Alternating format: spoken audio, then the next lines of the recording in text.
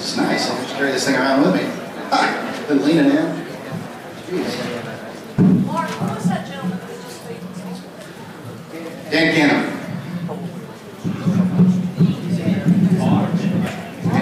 The New Hampshire State Coordinator for the 10th Amendment Center. This is it. Tom Woods, big kahuna here. New York Times bestseller. 11 books. Meltdown. The Incorrect Guide to American History.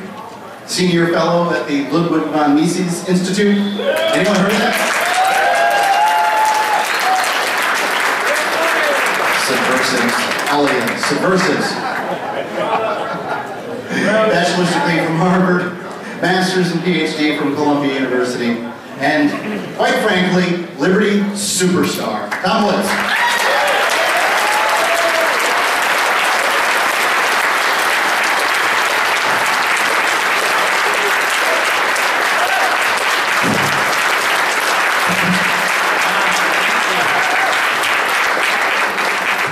That is very generous. Thank you very much. Wow, okay, now, we went five minutes behind. Do I just keep us on schedule or do I grab this extra 5 minutes? I don't know, we'll just see how we're going, we'll see how the momentum goes. But, yeah, thank you, Michael, he's the organizer. Really, let's see, I'm going to put my little watch here. I don't know if that's going to work. I might have monitored the time. They got a little clock here. Okay, we'll use that. All right, well, first of all, thanks to the 10th Amendment Center, thanks to all you guys, thanks to WeRefuse.com and all the sponsors, everybody who made this possible for us to be here defying conventional opinion. And to me, it was very heartwarming to see protesters outside today. That was actually a great development. Not only because it made it easier to find which building we were having it in. Because honestly, right, these college campuses, I don't know where Lot 12 is or what building it is. So, I don't know, people are angry over here. So hey, thanks a lot. Appreciate that. But also because it means apparently we're being noticed, which is better than not being noticed. Right? I would rather have an event, you know, that's where people are protesting, than an event with 10 people and nobody even knows what's going on. And so I'm going to take a few of my initial minutes to address some of the arguments of the protesters. I don't know if you could call it an argument, you can fit it on a 3x5 card, but I am going to try to address it. But first of all, I want to say thanks because I'm here, I'm so glad to have a chance to be here in New Hampshire. I grew up in Massachusetts. I realize that's a sore spot for some of you folks. All these jerks in Massachusetts screw up their own state and they want to move up. They have no idea why the state is all screwed up. Oh, we got to get out of crazy Massachusetts. Let's go impose the same stuff on New Hampshire. I'm sorry about that, okay?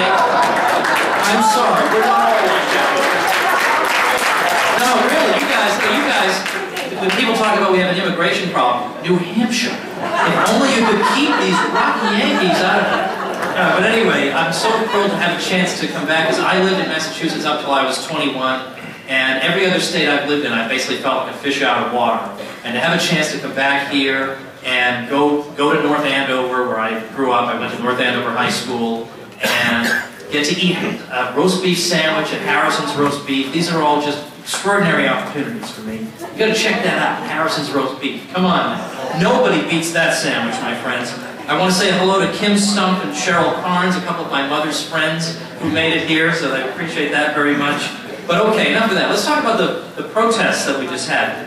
First of all, Michael Boldin, who runs the 10th Amendment Center, is the best guy to address this kind of situation. He went right out there, and immediately he was Mr. Nice Guy and talking to them, and he kind of almost won them over, and then admitted to them, by the way, I'm the organizer of the event. Oh my gosh, we were just about to like you. You seem so nice and likable and whatever. He had them so tied up in knots they didn't know what to say by the time that was all done. Because he said, you know, look, I started the 10th Amendment Center not because Barack Obama got elected. I started under George W. Bush. Because what we care about are these principles. See, unlike some people, we actually have principles that don't go away for 4-year intervals. We actually have principles that we stick with, regardless of what letter happens to be in parentheses next to the guy's name. So again, this leads to, oh my gosh, how could this be?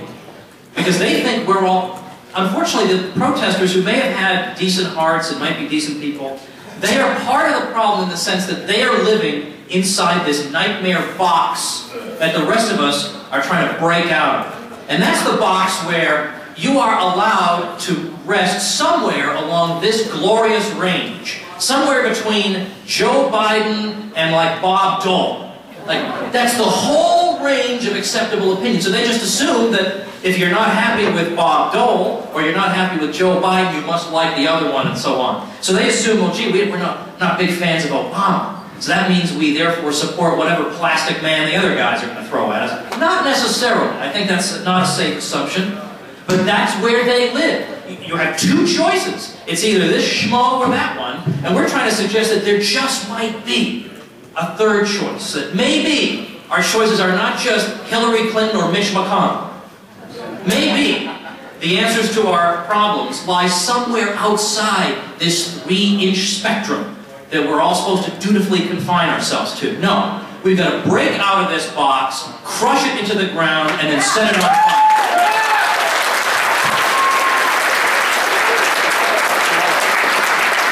Now, let me express my agreement with one of the protesters. One protester had a sign that said, "We the people" doesn't mean pick and choose.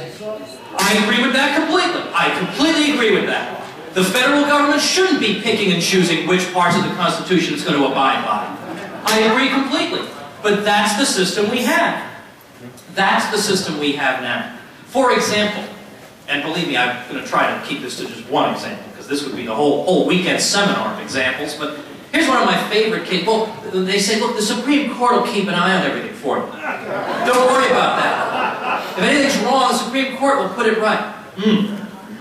Well, here's an example. Somebody was talking about the Commerce Clause earlier. This is a clause by which they more or less authorize themselves to do whatever they feel like doing.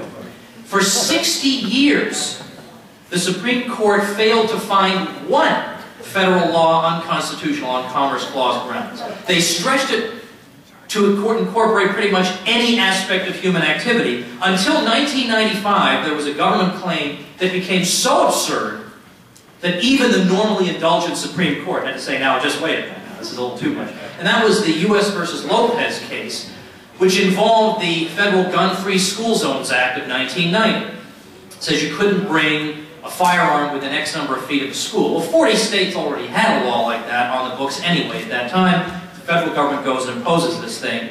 And here was their ground, because you might say, well, gee, where did they get the constitutional authority to do that? Like, it's not enough to say, hey, I think that would be a super law. It doesn't matter if it's a super law or a crummy law. First you have to ask, do they have the authority to do it? And here was the answer they gave before the Supreme Court. This is the answer the federal government gives. Well, here's why we have the authority to regulate guns in the school zone. Because suppose kids are in a school zone where they fear there might be guns. Then they're going to become nervous about guns. And if they're nervous, they won't be able to concentrate. And if they can't concentrate, they won't be able to learn.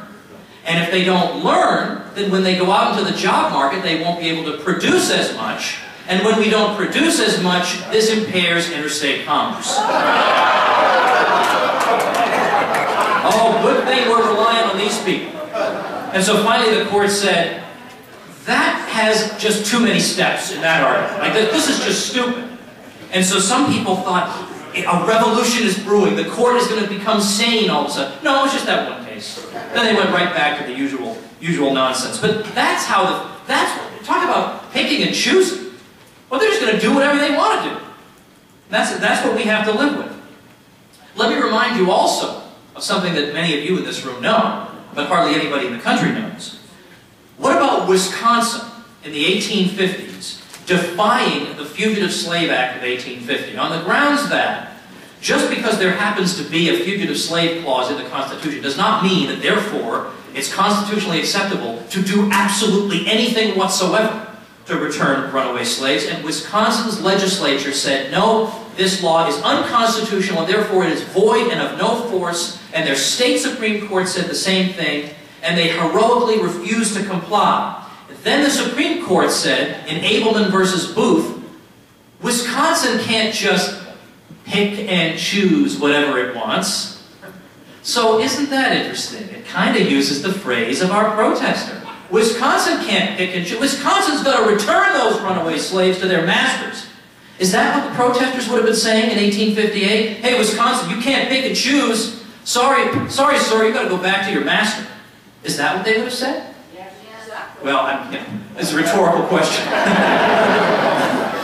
But they've got to ask themselves questions like this. And if they're expecting to hear questions like this in their third grade classroom, they got another thing coming. Nobody gets taught stuff like this. What do we all get taught? Well, the states are evil and stupid, which, let's face it, many of them are. But that anybody who wants to assert state authority against the federal government is obviously a perverse idiot who wants to bring back slavery and oppression. That's what you get in school. I don't blame these people for believing that at some level. I'd be shocked if they believed anything else. What I blame them for is persisting in this ignorance when information to the contrary is abundantly available all around you.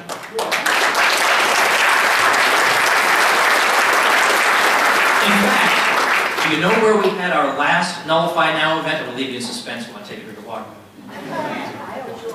In Cincinnati, at the National Underground Railroad Freedom Center, a major anti-slavery event at the Underground Railroad Freedom Center.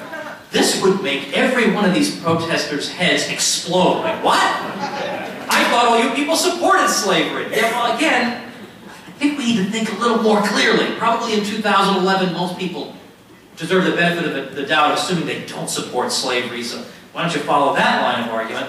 What I'm particularly happy about is in Kentucky, there is a Tea Party candidate for governor named Phil Moffitt, who is urging these principles very vigorously. One of them is, he's arguing that hemp, which is a product that the founding fathers were quite familiar with, produce a lot of products out of it. It's an oppression on Kentucky farmers and they can't produce it. So he wants to bring about hemp nullification. And I find this interesting because now that puts these so-called misnamed progressives in a bit of a bind. They kind of like hemp, but they don't like nullification. So what are they going to do? Spin the bottle? Like, how are they going to decide where they come down on this? That'll be fun to watch. But let me, I don't want to dwell on these people for too long, because again, they're just repeating what their 7th grade teacher told them. This is what was put in their heads. I don't expect much better. What I want to do is just go over briefly the basic case for what it is that we stand for here with regard to nullification. Now, this is stuff, again, that you're not going to get on television, except from Judge Napolitano, and you're not going to get it on radio, that's for sure. All the people who pose as the great patriots on the radio, they won't touch this thing with a 10-foot pole. Even though it's going on, there are state legislatures that are getting interested in it. It's like it's not even happening. We are living truly in an Orwellian world. I mean, you can hear Mike Church talk about it, the guy you should all be listening to in the morning on Sirius XM from 6 to 9 a.m. on your drive. You listen to Mike Church, there you'll get an education, and he's funny. Like, he really is good at what he's doing. Mike Church is very good on this, and the sit-in host for Rush Limbaugh is very good, Walter Williams, who has courageously put this forward. But basically it works like this. Okay, this is basically the logic of it. The states came before the Union. Now, of course, there's a longer version of this story that you might find in a certain book called Nullification. It might be available for purchase here. If you check the tables. I got my wife here with me, helping me out with the book sale, so don't feel like the line would be too long when I head on over. But what I'm going to do is just give you the outline, the skeletal outline. Basically, okay, the states come first. The states come before the Union. We can see this in history. There's plenty of evidence of this. The Declaration of Independence, which comes before the Union, speaks of free and independent states that, and these are the exact words, have full power to levy war, conclude peace, contract alliances, establish commerce, and to do all other acts and things which independent states may of right do. When the British acknowledged the independence of her former colonies, she did not acknowledge the independence of a single sovereign bloc. She acknowledged the independence of individual states, which she then went on to list one by one. Article 2 of the Articles of Confederation said that the states retain their sovereignty, freedom, and independence. Well, obviously, how could they retain their sovereignty, freedom, and independence unless they had those things to begin with? And when the Constitution was ratified, did they put it up to a big national vote? No, they went one by one to each of what James Madison called the parties to the Constitution, namely the states. Now, moreover, in the American system, no government is sovereign. The peoples of the states are the sovereigns. Now,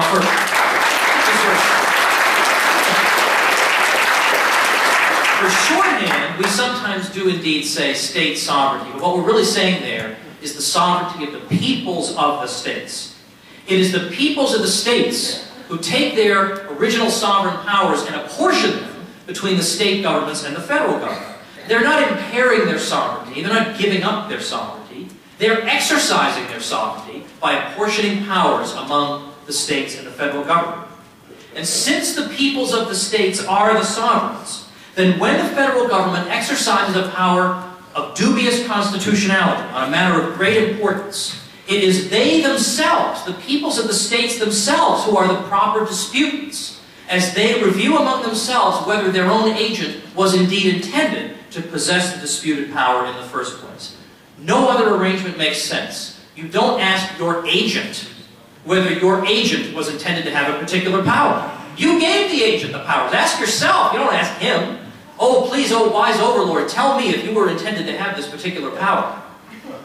How do you think that question is going to come out? Well, you know what? We've thought about it. The answer is yes. Obviously, this doesn't work, and we wouldn't have been put in such an absurd situation to begin with. That was Jefferson's argument. So the very nature of sovereignty and of the American system itself is such that the sovereigns must retain the power in the last resort to restrain an agent, namely the federal government, that they themselves created. The logic of our argument is completely irresistible. But then beyond simply looking at the matter logically and historically, we can refer to important documents, we can refer to historical evidence. And so, for example, James Madison, in his famous Virginia Report of 1800, says, you know what, because people were saying, the courts will put everything right. The demigods on the courts, who look down upon us from on high, they will put everything right. Madison said, you know what, I'm not really sure that's the case. He said, I don't think it's the case that we have fallible presidents and fallible congressmen, but infallible judges. He said, sorry, you're not going to convince me of that.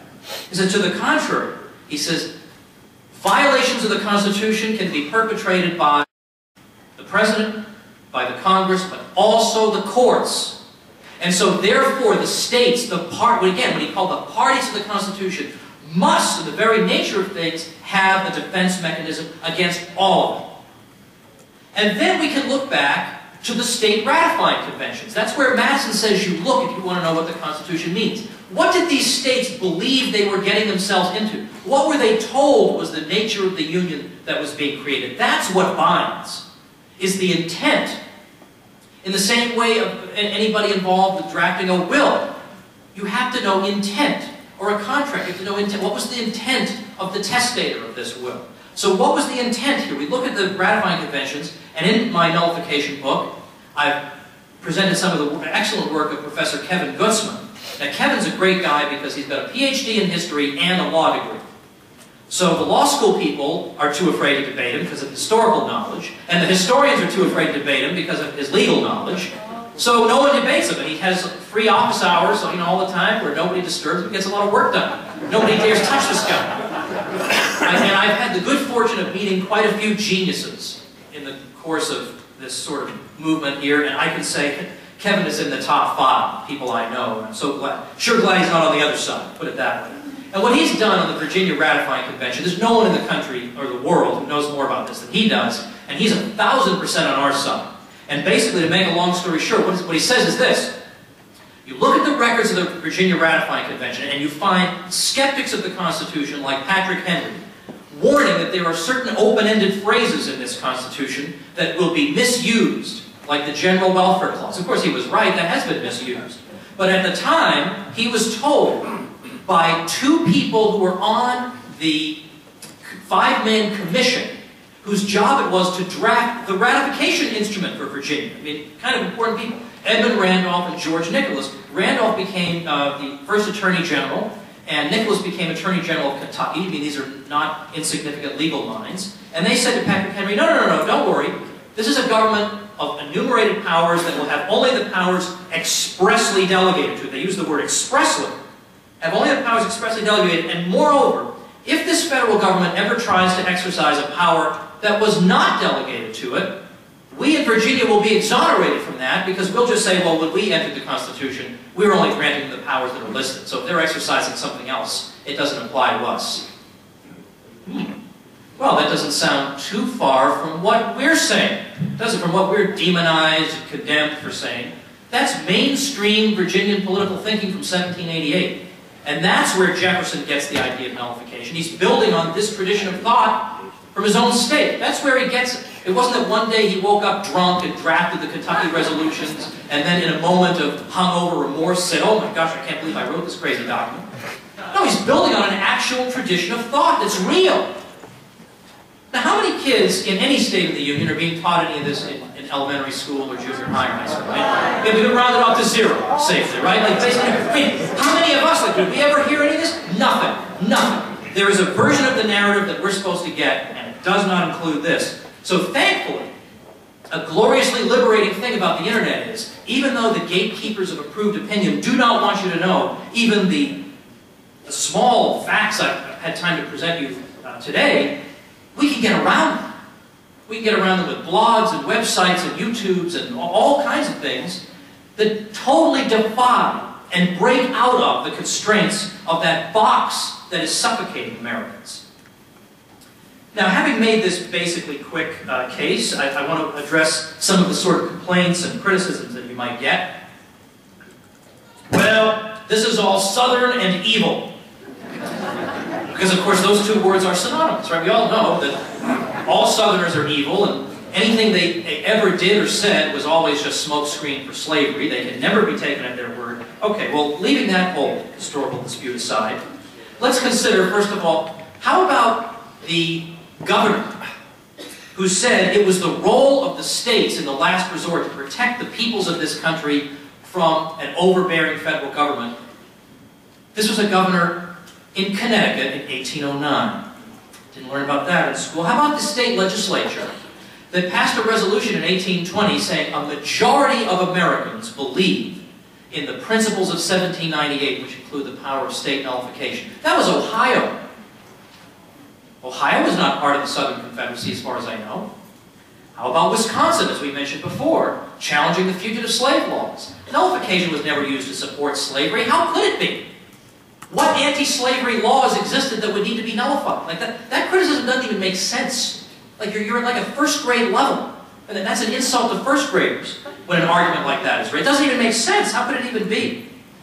No, this is all neo-Confederate. That's their word. Oh, so therefore, we don't even need to refute it. We just utter this word and smear you, and we don't even need to answer you. Well, first of all, the president of the Southern Confederacy, Jefferson Davis, as he was leaving the U.S. Senate, denounced the principle of nullification in his speech, his farewell speech to the U.S. Senate. And then, when South Carolina, which was the first state to secede, December 20th, 1860, they draft their statement of secession, what's one of their grievances? They're sick and tired of all this nullifying going on in the North. Well, another thing we don't learn in school, so they can get away with this whole neo-Confederate thing. This is not neo-Confederate, any other kind of Confederate. It's not Northern or Southern. This is an American principle that has been resorted to by all sections of the Union for honorable purposes throughout the history of this republic. But again, the chances, if you imagine a classroom, and they get to this sort of period of history, where's the nullification section? Where's any of this stuff? You hear crickets. Like nothing. No mention of any of it at all. Now, because we all know what happens anytime you talk about the states, why you must be evil, you probably support slavery, and all these other things, I knew when you write a book like this with nullification on the cover, and it's stamped over a scene of Obama sign the health care bill, and all his cronies are right behind him. Now, first of all, it means people are going to be interested, because even if you don't know what nullification is, you take a look at that cover and you say, whatever it is, I support it. But you write a book like that, and you know what's going to happen. I knew what my family's going to be put through, my name's going to be dragged through the mud. Like, I knew that. I knew that what was going to happen was not that I'd be faced with a lot of really solid counter-arguments from historians, or I would be having a good intellectual exchange with them. No. I knew it would be, Woods is a bad guy, he's thinking outside the box, everybody, so block your ears. You're not permitted to hear this. It's not anywhere from Biden to McConnell, so block your ears, everybody. Da-da-da-da, bad guy, bad guy. But you know what? There are enough independent thinkers, I believe, in this country who, when they hear something like that, think, why do they not want me to really hear what this guy is saying? Why is their entire response just one name they're calling him? And so I'm going to look this up. And so what I did was, before the book came out, I launched a preemptive strike against the people I knew were going to come at. And that was in the form of a video. And I'm telling you, one thing I want you to commit to memory from my remarks today is the website interviewwithazombie.com. Okay. Now, those of you not plugged, I want you to visit this thing. Interviewwithazombie.com. Even if you see the video, go there, because you can see the bloopers where I couldn't do it without laughing. So if you see the bloopers are much funnier than the original video, it turns out. And now there's even a line of my co-star, so-called in this video, has now produced a line of zombie gear. Somebody here is actually wearing the zombie t-shirt and everything. Basically the idea is that I have this 8-minute YouTube. It's called Interview with a Zombie. And I've got a professional voiceover guy at the beginning to make it seem like a real show. Welcome to Interview with a Zombie. And so that kind of almost seems real. And so what the idea is that this zombie has his own television talk show, which is of course very different from our regular television. So this zombie is going to interview me about nullification. Well, the point of the sketch is that every time I give an answer that's full of sound arguments, you might disagree with me, but the arguments at least have some substance to them, and I'm giving historical evidence and making various claims. Instead of answering any of the claims, the zombie's response every time is to say something like, slavery. This is what you would hear from the Boston Globe, right? Or racism. I said, no, wait a minute. I just made this whole argument, and that you're not even going to acknowledge that I made the argument. You're just going to keep on saying. So then I explain, all right, well, slavery never had anything to do with nullification, except to the extent that people fought against slavery with nullification. This phases him in no way. Slavery. So of course the idea is, what would the difference be between this interview and an interview with Keith Olbermann? Now, at least Keith Olbermann would have at least the zombie has an excuse that he's a zombie. Although, with Keith Olbermann, that certainly would explain a lot. Come to think of it. So I did this, and so now immediately people are laughing at these people. Before they even have a chance to attack me, they're already being laughed at. So whenever there's some smear job on me on one of these websites, friends of mine go there and they just post the YouTube link, and they call the person a zombie, and they get like 5 or 6 responses. Zombies! The poor guy doesn't know what hit him. It's absolutely so now there's a line of coffee mugs. And I make no money from this. My co-star made these up. The zombie himself. And t-shirts and sweatshirts that have the zombie going like this and the word Neo-Confederate at the bottom. So we're already laughing at them before they even get started at us. That's something that we need to do more of. I mean, you get free publicity with YouTube. You can start a blog for free. You can buy a domain name for $7 freaking bucks. I bought interviewwithazombie.com for $7. Why are we not using it? We should have a presence on the internet 5 times greater than what we've got already. We should get home and find out, how do I start my YouTube channel? How do I clog the internet airwaves, so to speak, with the right views? And your video could be the thing that makes somebody look into this.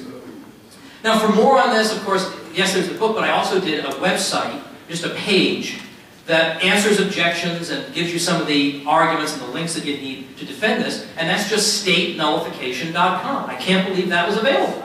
I wasn't surprised that interviewwithazombie.com was available. That I figured would be.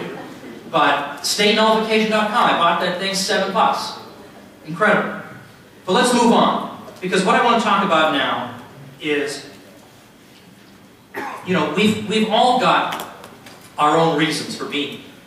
And a lot of people are single-issue people. Like for some people, they believe in locally controlled agriculture and they hate federal regulations, or it's gun regulations and that's what is chafing them, or it's whatever. I mean, there are all kinds of different local control issues that you could support, or you could just generally hold the principle that you believe in local control. What are these bozos in Washington, D.C.? I mean, how could they possibly know what the best setup for every town in the country would be? I mean, Texas is like, the size of France. Texas alone. And they have to be infallibly governed in every single thing from some bozos who in no way have their interests at heart. So for some of us, that's the issue. It's the overall thing. But whatever it is, I want to share with you sort of what my reason is. And my reason basically is, I don't believe in centralized government. I don't believe in the modern state. And I have good reason for this position. Let's consider the people who were protesting this event.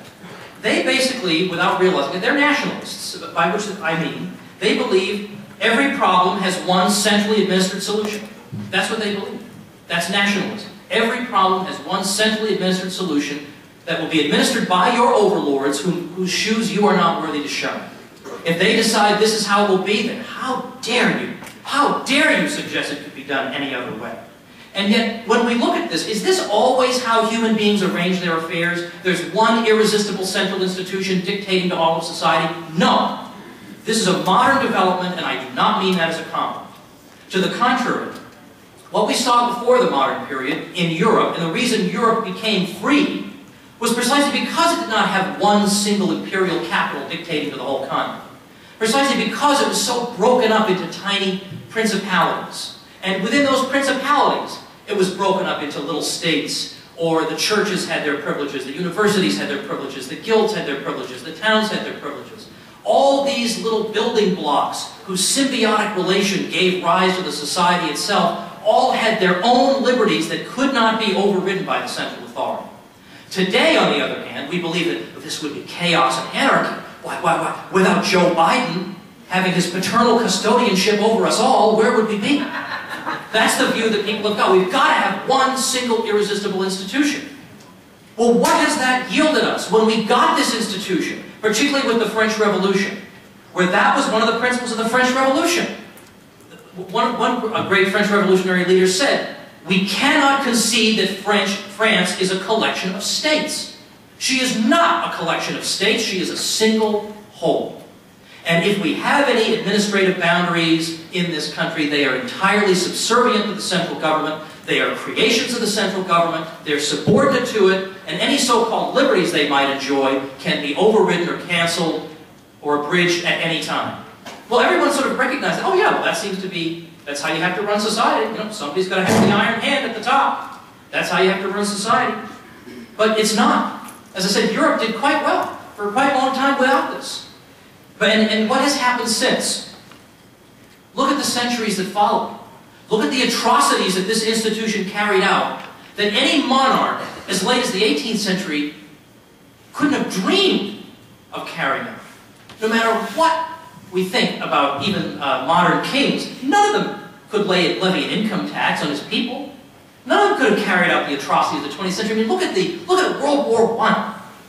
Like 11 million deaths. This is possible only because of the modern state and its ability to finance these things. No monarch could have gotten away with anything like that prior to the 20th century. Or we look at the atrocities that were carried out. I mean, even during that war, starving 750,000 Germans to death. No one remembers or cares about that because Germans are not one of the officially approved groups in the world, so their fate of them never matters.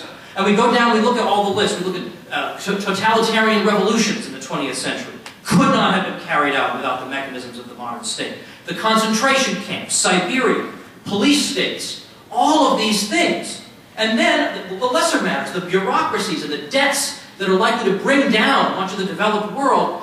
And not to mention that these large states, for all their blah, blah, blah about how we help the downtrodden, without us, everyone would be dying in the streets. They can always be counted on to bail out the bigwigs. And yet these people on the sidewalk have the nerve to say that nationalism and the modern state have been a progressive force for mankind. How dare they say that?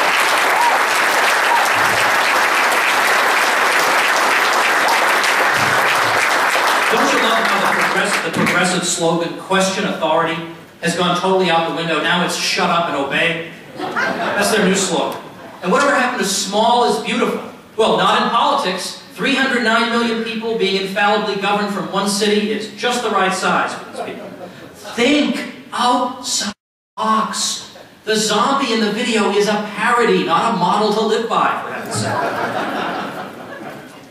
All right, now finally, in talking about why it is that I support state nullification, it's not just the historical arguments are sound, the constitutional arguments are sound, it's that the institution it's directed against has done so much damage to the well-being of the American people that it ought to be halted using whatever means possible that are peaceful. And so, since late June 2010, believe it or not, I have this book called Rollback. It just came out a month ago. And basically the gist of Rollback is kind of building on this. And basically saying, we cannot continue to believe the 7th grade stuff we got in our classrooms. Where, the federal government, without them, we wouldn't have any art or science. We'd all be a bunch of stupid doofuses. Every kid would be having his limbs blown off because his computer monitor would be exploding, or we'd all be working in a mine for 50 cents a week, or something like that. Like, I understand the superficial plausibility of these claims, but that is exactly why people go along with giving the federal government more power. They go along with it because they think, well, these people basically have my well-being at heart. Where would I be without them? I'd be at the mercy of these terrible feudal overlords who would be... Okay, we all got that, I understand that. But that has got to be mercifully overturned after years and years and years of having to endure. I mean, let's suppose kids were not educated in government schools, which most of them are. But suppose they were educated by Walmart. So every day they go into their... This is my favorite new analogy I've brought. They go into their Walmart classroom. And up on the walls is all the Walmart CEOs. And they learn to sing songs to the Walmart CEOs, and wherever would we be without the Walmart CEOs. And then they have one day every year they get off from school so they can go celebrate all the indispensable contributions of the Walmart CEOs. Like, wouldn't we find that kind of creepy? Like, wouldn't we say, no, you know what, there might be some good Walmart CEOs, but I really don't think like all the achievements of civilization are due to the Walmart CEOs. But yet, how come when the kids go into the classroom and it's U.S. presidents up on the walls, people believe all this stuff? Oh, good heavens, where would we be without President so-and-so? We'd all be in a ditch, dead somewhere. Like, why are we suspending our critical faculties just because some goon is looking up at us? From a frame on the wall. I mean, we can't do that anymore. It's not true. The federal government has not contributed to our welfare. The progress in our living standards has occurred in spite of the federal government, which instead of, we have a peaceful society here. The federal government pits us all against each other in a low-intensity civil war. It pits individuals and firms and industries and regions and races and age groups all against each other in a zero-sum game of mutual plunder. And instead of bringing about the public good, whatever that means, it governs us through a series of fiefdoms seeking bigger budgets and more power. And it camouflages its real nature beneath this veneer of public interest rhetoric. But it's long past time that we stop believing in it. Because we've got a fiscal train wreck on our hands. People in their teens or 20s or 30s, they're ruined unless something is done. They are completely ruined, thanks to all the impossible promises this institution has made. And I'm told it's not progressive to want to stop this thing. You've got to be kidding me. This is the most progressive thing, properly understood, you can imagine. And I'm going to leave you with a story I've been telling the past few times I've been in public. I want you to remember this, because this was one of the things that really turned on a light bulb for me. Because this institution, it never applies the rules that it applies to everybody else to itself. Never. It is a rule unto itself. All right, but let's suppose we did apply the same moral rules to the federal government that we apply to you and me. And the story runs like this. These are my words, but the ideas come from Robert Nozick, the late Harvard philosopher, from his book Anarchy, State, and Utopia. What I'm sharing with you is called The Tale of the Slave. And it proceeds in 9 stages. They're all short. And it runs like this. Let's imagine, first, you are a slave at the mercy of a brutal master who forces you to work for his purposes and beats you arbitrarily. Second, the master now decides to beat you only for breaking the rules and even grants you some free time.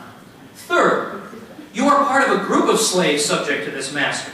He decides, on grounds acceptable to everyone, how goods should be allocated among you all. Fourth, the master requires his slaves to work only 3 days per week, granting them the other 4 days off. They can do as they wish during their free time. Fifth, the master now allows the slaves to work wherever they wish. His main caveat is that they must send him 3/7 of their wages, corresponding to the 3 days' worth of work they once had to do on his land every week.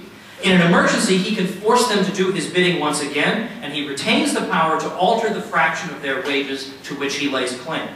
Sixth, the master grants all 10,000 of his slaves, except you, the right to vote. They can decide among themselves how much of their and your earnings to take and what outlets to fund with the money. They can decide what you are and are not allowed to do. We can suppose, for the sake of argument, that the master irrevocably grants this right to the 10,000 slaves. You now have 10,000 masters or a single 10,000-headed master. Seventh, you are granted the freedom to try to persuade the 10,000 to exercise their vast powers in a particular way. You still do not have the right to vote, but you can try to influence those who do. Eighth, the 10,000 grant you the right to vote, but only to break a tie. You write down your vote, and if a tie should occur, they open it and record it. No tie has ever occurred. Ninth, you are granted the right to vote, but functionally it simply means, as in the 8th stage, that in case of a tie, which has never occurred, your vote carries the issue. Nozick's question is this: at what stage between 1 and 9 did this become something other than the tale of a slave? Now this is not answered, it's not even raised, because we have accepted as an unexamined premise of society that we can't function unless there's a single coercive institution with the unlimited power to lay claim to our resources. And although it does throw the poor a few scraps, in 1,001 open and covert ways, this institution enriches various elites at the expense of the productive population. The more it grows, the worse it gets. More and more of society concludes that they too must enrich themselves by means of government-granted privilege. Everyone begins to clamor for subsidies. The industrialists take, the farmers take, the scientists take, the military establishment takes, the social workers take, the education bureaucracy takes, everybody takes. This is what Frederick Bastiat called legal plunder. No one considers it legitimate to stick a gun in his neighbor's ribs and take his stuff. However, we are taught to believe that a dramatic moral difference separates that kind of direct stealing with the indirect kind. That is, when the government sticks a gun in your neighbor's ribs and hands the proceeds to you. Nozick put it like this: when you tax away from someone the fruits of 5 months of his labor, you are in effect taking away 5 months from him. You are taking away part of his life. This is forced labor by any reasonable definition of the term.